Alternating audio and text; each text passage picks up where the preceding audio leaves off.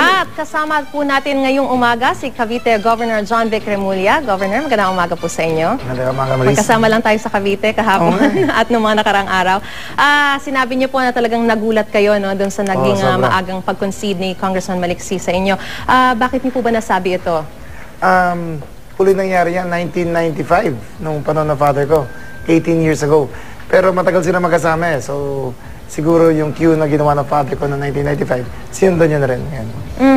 Pero ibig sabihin, kumbaga parang sinunod lang niya yung kanyang, yung naging ginawa ng iyong ama, senyales na po ba to na yung naging mainit na batuhan ng mga aligasyon, yung naging tensyonado talagang pangangampanya, magiging simula na po ito ng inyong pagkakasundo ng mga maliksi? Sana, sana. Very magnanimous yung ginawa niya na nag-reach out siya para mag-ease out yung tension.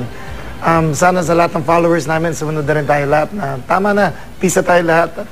Tigil na yung mga balitaktakan. Yung mga aligasyon po ng vote buying, magkabilang kampo po ay talagang nagbatuhan habang nangangampanya. So ibig sabihin, tapos na rin po yung, kumbaga yung mga inihaing reklamo ng isa't isa sa kabilang partido naman po. Kumbaga hindi na rin itutuloy yung mga ganon? Sa amin, wala kaming balak. Siguro sa kanila, wala rin naman. Tingin ko tapos na yan eh. Hindi tayo makaka-move on kung hanggang ngayon pinag-uusapan pa natin yung nakaraan. Dapat yung move forward na tayo. Pag-usapan natin kung ano magagawa natin para sa probinsya. Oo. Governor, ano pa po ba yung mga pagbabagong aabangan ng mga kababayan at ninyo sa Cavite, sakaling magtuloy-tuloy ng itong pagkakahalal nyo? Although talagang malaki na rin po yung margin ng inyong yung pangunguna ninyo, pero hindi pa talaga official na naipoproklama.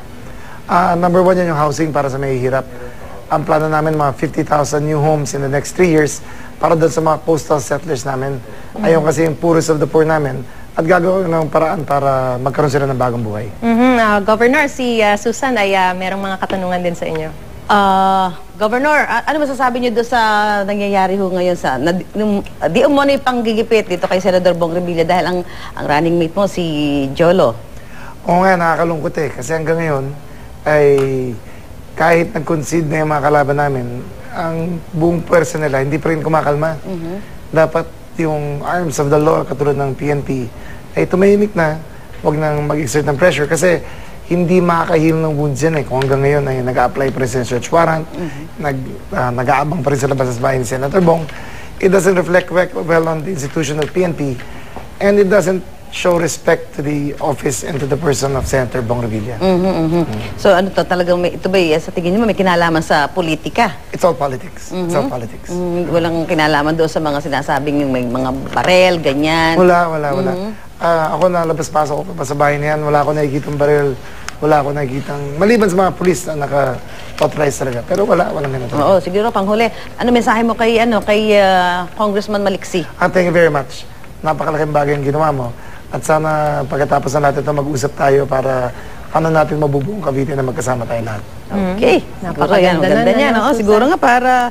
In-expect mo ba yan na magkoconsult siya? Not at all. Very surprised. Very surprised. Ayun. At least, di ba? Maganda yung mga ganong mga gesture na ginagawa. Governor, mamaya na bang proklamasyon? Ano ba? Estimate namin mga 3 p.m. Matatapos siya. 4 p.m. pala, 4. Okay. So, good luck. Thank you very much. Congratulations po, Governor. Maraming salamat po, Governor John Vic Remulla ng Cavite.